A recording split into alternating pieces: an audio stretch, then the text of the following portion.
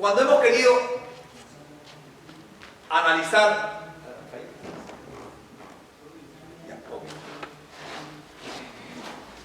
miren este cuadro que es sumamente interesante. ¿Qué vemos acá? Algarrobo de Casma y Palo Santo en Piura. Desde 1946 al año 2000. ¿Qué cosa medimos? El ancho de los anillos. Promedio ancho de los anillos de los algarrobos y el Palo Santo. ¿Qué encontramos? Encontramos que hay años en que crecen diferentes. Por ejemplo, acá el algarrobo creció poquito y el Palo Santo creció bastante. Acá el algarrobo creció menos que el Palo Santo, mucho menos inclusive, ¿no? Pero hay otras temporadas donde el algarrobo de Casma creció más que el Palo Santo. En otros similares, como el año 72, como el año 83 o como el año 98, crecieron de manera directamente proporcional. Pero miren ustedes este año 6869, miren ustedes este de acá. ¿Qué ocurrió acá? Acá en Piura creció menos que en Casma. Entonces, este niño está en este punto acá.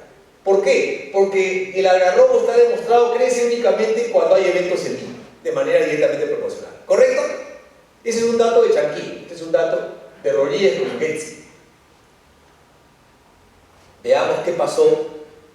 Ahora relacionamos la temperatura superficial del mar, las anomalías de la temperatura superficial del mar en Chicama, Paita, con el promedio ancho de los anillos del algarrobo de Casma, con data del presente, del siglo pasado, desde 1900 hasta el año casi 2000.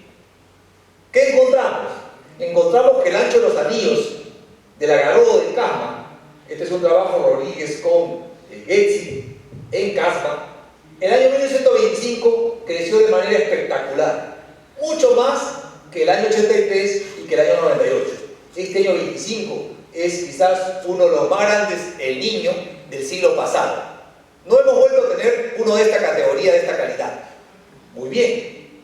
Pero, ¿qué pasa con la temperatura superficial del mar en Chicama y en Paita? Que hay una relación directa. En estos años, al igual, crece, aumenta la temperatura superficial del mar de manera directamente proporcional al crecimiento de los anillos. ¿Correcto? Por lo tanto, el crecimiento de los anillos es un indicador del niño. Lo está demostrando. 1925, 1972, 1983, 1998. Y todos los niños pequeños que han habido están demostrados acá. ¿Correcto? Y si revisa, acá está el lugar donde se ha hecho el muestreo, que es en Casma justamente. Pero acá, este dato es valiosísimo.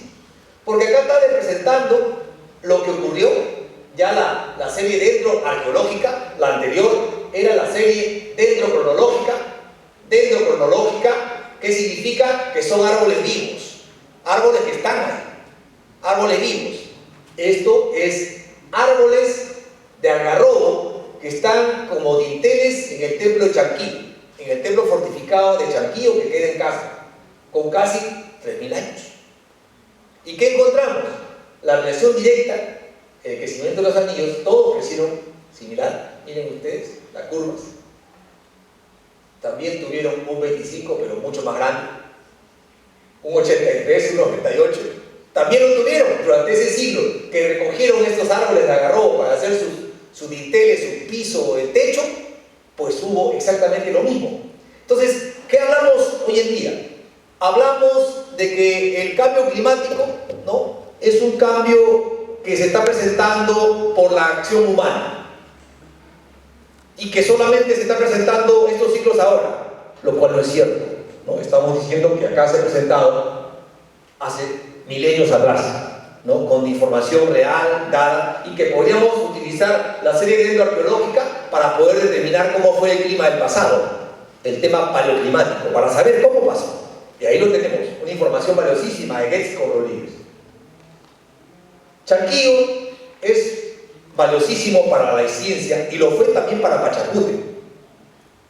Se dice que Pachacútec se enteró de que había un meganillo en 1460 y actuó de manera extraordinaria para minimizar los daños, y unos años después llegó a este lugar a agradecer. Iván Getzi ha encontrado los restos de esa ofrenda Pachacútec, tenía el sello de Pachacútec, que vino acá. Se habla de 1472 aproximadamente, cuando ya estaba Tupac Inca Yupanqui a cargo, ¿no? Y él estaba ya viejito.